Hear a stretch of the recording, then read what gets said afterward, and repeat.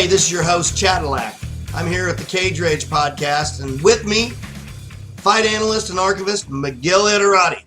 And we're doing the Wage Rage for MMA. A little bit different this week. We're just going to bring you the odds. I'm not going to necessarily tell you who or what to bet for on this one. We're just going to throw the odds and let you kind of decide yourself on this one this week. Devin's down with some stuff, so he's not going to be able to join us. He's our guy who usually picks the MMA odds for us. Miguel brings you the odds. Miguel, correct me if I'm wrong. You do have the odds up on the CRP live burst as well, correct? You've got a bunch of those up already, or you're working on them, or something like that? We did the main event for this weekend, which is a focus on Velasquez and Ngannou. Obviously, Cain, somebody we have a little bit of insight on, and he's back in the main event. They're on the UFC's on ESPN. I think they relied on Cain. I think Cain versus Brock Lesnar was like a major fight on Fox or something for him at one point. So they've given Cain's return a good position here. And, we covered that on a burst here. The odds have Cain at minus 185, down to 165 this week. So money's been coming in on Ngannou. Kind of interesting, although the fact is with Cain, we're talking about a second fight since 2013, so he's been gone for a while. That could be bad, that could be good in some cases. I think with a heavyweight, they have more shelf life. I think at 36, he's still young. He's 14-2. He doesn't have a ton of fights. So Cain Velasquez could be very dangerous if he's anywhere near the level he was in the past. And that's your main event. The rest of the card, the books, thankfully, with MMA carry odds for every fight the UFC does. They don't do that for Bellator. You can catch our burst for Bellator's action as well this weekend, but you're going to get odds for it. And the beautiful thing about UFC is that the matchmaking is relatively tight. So, like in boxing, you'll get a guy who's like a minus 5,000 favorite. You got to bet $5,000 to win $100. It's kind of ridiculous. In MMA, you get a lot tighter lines. This UFC, not one line with a four-figure. So they're all real tight. And in terms of what normally goes on in odds making for boxing, right? So breezing through the card, women's card on the card, you got the Strawweight, you got Jessica Penne fighting Jodie Esquibel. Penne coming in a minus 160 favorite, Esquibel at plus 140. Other matches of interest, you got better Nik Lentz, an underdog, as he comes in at plus 160. Taking on Scott Holtzman at 185. You got a couple other ladies matches on there. You got in the Bantamweight division a couple of feature fights. You got Manny Bermudez minus 230 facing Benito Lopez. Lopez at plus 190.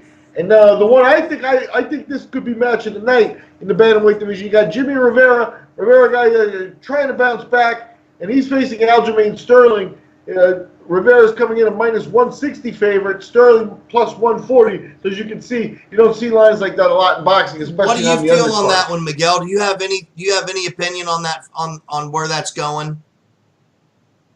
I see that as a near pick-em fight. I think what happens is if you look at both guys as prospects that had a real high ceiling and then took a bump, and so now people are trying to gauge where they are right now. These two guys are desperate for a win. They both need a win bad. Yeah. So that's why I think this has got fight of the night written all over it.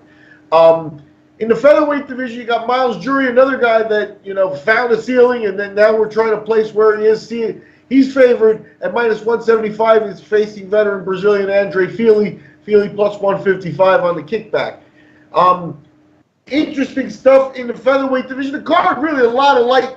Undercard is a lot of lightweights in the lighter weights for the UFC, so kudos to them for concentrating on that. In the featherweight division, we got the debut of Kron Gracie, Rickson Gracie's son. That's big. Rickson. Yeah, the bottom line is the Gracie name isn't what it once was. In the 90s, you had Royce and you had the Gracies coming from Brazil, and every one that came up was like, oh my God, another one and another one, and they had that mystique. But a lot of them, there's just been too many of them, and some of them have been exposed as lesser. And there are brands within the Gracie name, and there's a million of them. But if there's one name that's still royalty, that's Rickson Gracie, right? That's right. And with Rickson, we got his son here, He had an older brother that passed away in a motorcycle accident at some point in his life and stuff. But the kids have always been exposed to jiu-jitsu, and Kron has always been the one that they've been trying to groom for some type of competition, and I think it has to go beyond jiu-jitsu, So here he is in the UFC, 145 pounds, a loaded weight class. We'll see if Kron Gracie, makes a splash in any way, shape, or form. Hey, let me ask you something about that one real quick, Miguel. How do you calibrate Kron, or how do you measure Kron in terms of, say, a Hodge or Gracie? Do you feel like they're pretty? Level? Do you feel like the two really match up as far as when they're coming into the MMA field? Do you look at the two in the same way, or do you feel like Hodger's way ahead of him? Do you feel like Kron's way ahead? Where are you at on that? Just to give the audience a little basis on how to look at that. I think at the end of the day, Roger, as much of a promise as he looked to be at some point, sort of turned into a little bit of a dud. You know what I mean? Yeah. And so it's a situation where he may not have been cut out for competition in the MMA world, and that's okay, And what I mean is you can tell in the Gracies, like, for example, I like Henzo and Ralph's mindset heading into a fight much better than some of the other Gracies that I've seen, especially some of the lesser Gracies that came up afterwards. You got guys that were pit bulls, you know what I mean? And I didn't see that in Roger. Roger was a guy who had his pedigree in competition. Now you come into UFC or MMA, and there is the nerves of the punches and stuff. And I think it showed. I think he wasn't as loose as some of the other generations, some of the better Gracies that you've seen. I think Kron is 4-0, so there's a lot to see still. But I think that he's going to come with a little bit more of a killer instinct than Roger showed, heading into the MMA career. And, hopefully that carries the day, because I think that made them, with the backing of their technique as Gracies, if they have that killer instinct, they could very well be dangerous in this sport. It's a big adaptation. And you got to assume that Papa's going to be in his corner, or somewhere pretty close by too. So that's kind of titillating for the audience as well. So moving on, what else have we got then, Miguel? In the lightweight division, you got the co-feature, and you got a near pick'em fight, minus 125 for Paul Felder, plus 105 for James Vick. Again, both guys, I think, looking to move up the rankings. They're, a loss, especially in a co-feature spot, doesn't suit either guy real well, and we'll see if money comes in as we get closer to the fight. And again, then you got the main event sitting there, which we already looked at, which is the return of Cain Velasquez. Velasquez minus 185 favorite over Ngannou. Velasquez has fought, very little in the last 5 years. A lot of people may have forgotten about him, and we've had money coming in on Ngannou this week.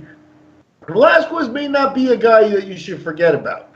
And if he's coming back and he's healthy, his depth of technique and competition readiness is going to outclass Ngannou, and that's what the odds makers are counting on. Now, is Cain, coming back after 5 years, is he going to have to answer some questions? Yes, obviously. But I think, he fought his second fight under a show I did, and I met him there, and I remember we got to hang out, with the fighters for 2 weeks before that show. And you learn a lot about a guy and how he gets ready for competition stuff. And Cain was serious as a heart attack from the very beginning. And I don't see, the news around this fight is that he's returning, with a little bit of a purpose. First, he would have sat out if the money hadn't been right or the contract hadn't been right and stuff. So you're talking about a guy who's coming back with a purpose, and a guy who's shown focus at a high level from the very beginning of his MMA career. And I suspect that will carry the day with Ngannou. Ngannou may be the right guy for him to get his feet wet again. If it's dangerous for him standing up and he's not out, Cain could always go to the ground, and he's got that safety net in this fight. Gotcha. Hey, anything before we wrap this one up then? I think that pretty much sums it, right? Yep, that's the UFC on ESPN 1. It's coming live from the Talking Stick Resort in Phoenix, Arizona. It's on ESPN on Sunday. So check your local listings for start times and, the return of Cain Velasquez or the continued rise of Francis Ngannou. That's what we find out. Heavyweight info. Hey, this has been another Wage Rage. This is for the UFC on ESPN 1 Sunday night. Let us know what we've done right, and let us know what we've done wrong. Don't forget to hammer that button down below and hit subscribe. Let us know that you love us. We thank you for everything that you've done. Until next time, namaste.